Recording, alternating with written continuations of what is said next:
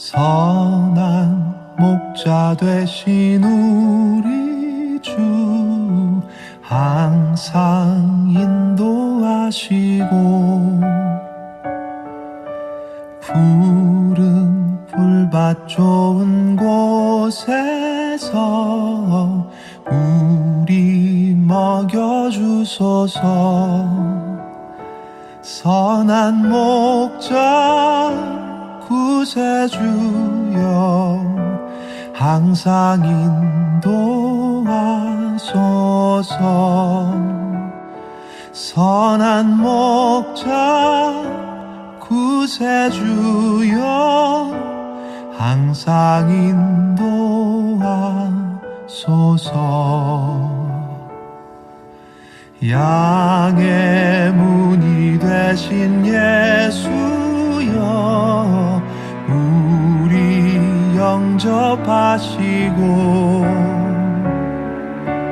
길을 잃은 양의 무리를 항상 인도하소서.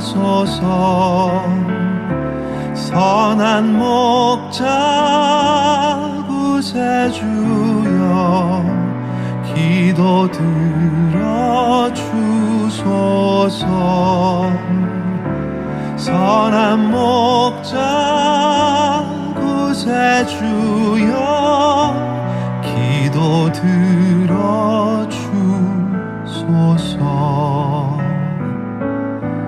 흠이 많고 약한 우리를 용납하여 주시고 주의 넓고 크신 은혜로 자유 얻게 하셨네. 선한 목자 구세주여 지금 나아갑니다. 선한 목자 구세주여 지금 나아갑니다.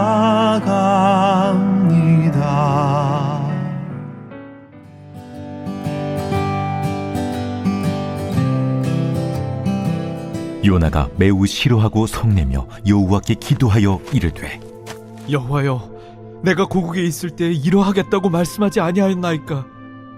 그러므로 내가 빨리 다시스로 도망하였사오니 주께서는 은혜로우시며 자비로우시며 노하기를 더디하시며 인애가 크시사 뜻을 돌이켜 재앙을 내리지 아니하시는 하나님이신 줄을 내가 알았음이니이다. 여호와여, 원하건대 이제 내 생명을 거두어 가소서. 사는 것보다 죽는 것이 내게 나음이니이다. 하니 여호와께서 이르시되 네가 성내는 것이 옳으냐 하시니라. 안녕하세요. 즐거운 금요일 아침입니다. 함께 예배하는 꿈의 교회 공동체를 진심으로 축복합니다. 오늘 함께 나눌 말씀의 제목은 나쁜 감정은 나쁘지 않다라는 제목입니다. 사람은 누구나 살다 보면 분노하는 감정을 가질 때가 있습니다. 모든 분노에는 이유가 있기 마련이죠.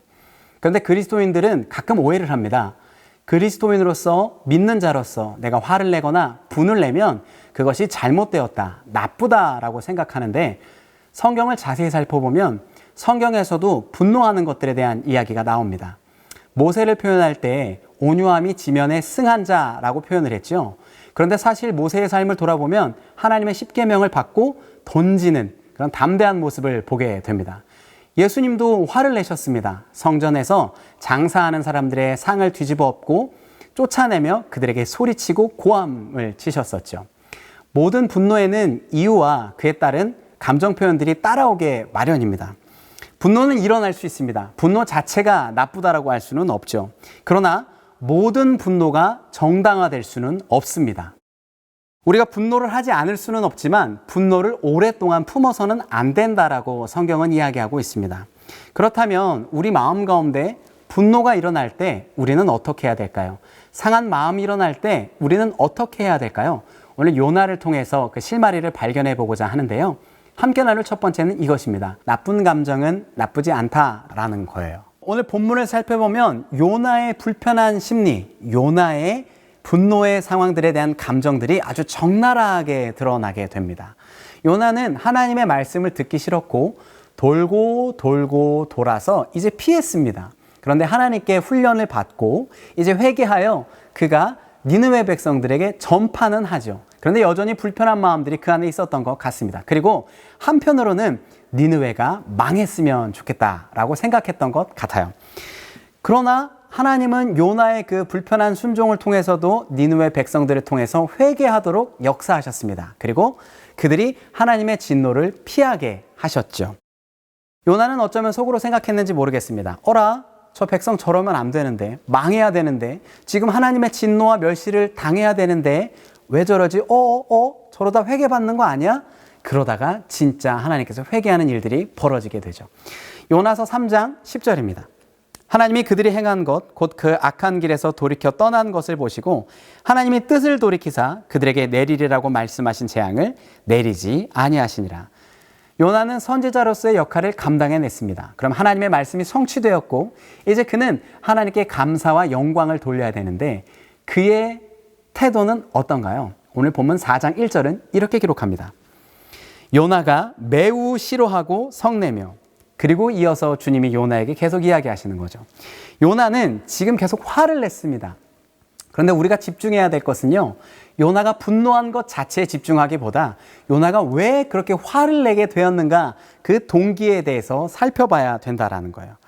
여러분, 우리는 하나님의 형상으로 지음받은 존재들입니다. 하나님의 성품 또한 우리 가운데 스며들어 있지요. 전도서를 보면요, 인생의 희노애락에 대해서 이야기하고 있기도 하고 예수님의 모습을 살펴보면 주님 또한 분노하셨던 모습을 보게 됩니다. 이것이 하나님의 모습 속에서 우리에게 투영이 된 것이죠.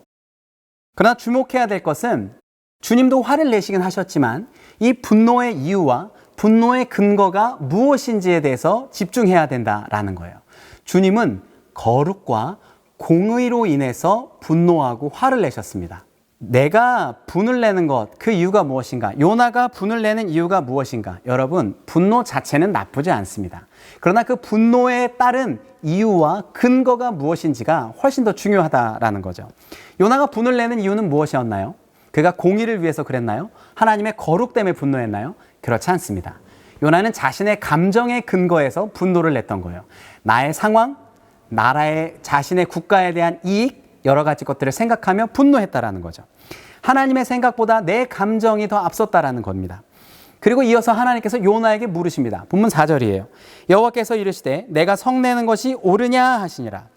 내가 성내는 게 지금 옳으냐? 주님이 묻고 계신 거예요. 이 말씀은 화를 내지 말아라, 분노하지 말아라 라고 이야기하는 게 아니라 너가 화를 내고 있는 이유가 무엇이냐, 너의 숨은 동기가 무엇이냐 라고 묻고 계신 거죠. 분노의 이유, 숨은 이유에 대해서 지금 지적하고 계신 겁니다.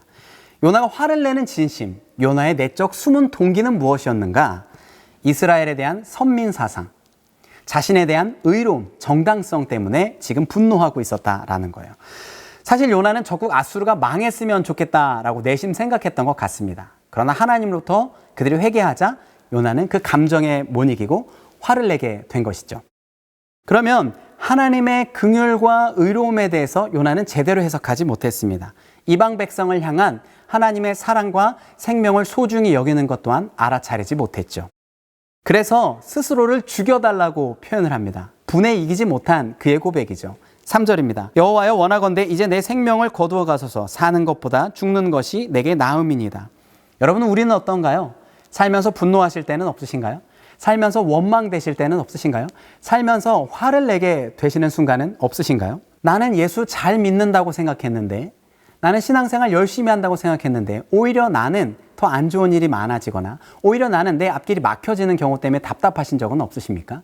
오히려 예수 믿지 않는 사람들이 승승장구하는 모습을 보면서 때로는 인생이 황망하다라고 느껴질 때는 없으셨나요? 완전히 깨끗하진 않아도 내가 그래도 정직하게 살려고 노력은 했고, 남들에게 이윤 추구하는 것에 대해서 양심적으로 이윤을 추구했고, 내가 신앙생활 열심히 하고 사역도 섬기고 교사로 섬기고 때로는 목자, 부목자로도 섬겼는데 달라지지 않는 환경 때문에 원망되거나 불만이 쌓여지시는 적은 없으셨나요? 우리는 원망하게 되고 내가 내 뜻대로 일이 진행되지 않을 때 원망되게 되고 분노를 표출하게 됩니다. 내가 뭘 그렇게 잘못했다고, 내가 그렇게 큰 걸 원하던 것은 아닌데 라고 생각이 된다라는 것이죠. 우리는 이때를 경계해야 돼요. 이럴 때 우리 마음은 상처 입게 됩니다. 혹은 실족했다라고 표현이 되기도 하죠. 어찌됐든 우리 마음에 상처가 생기게 되면요, 가장 좋아하는 건 마귀가 가장 좋아합니다. 우리 상처난 마음에 비집고 들어와서 우리의 마음을 사로잡아 버리죠. 그리고 우리의 마음을 공격하고 무너지게 만듭니다. 그래서 성경 다른 곳에서는 분을 내어도 해가 지도록 분을 품지 말아라 라고 얘기합니다.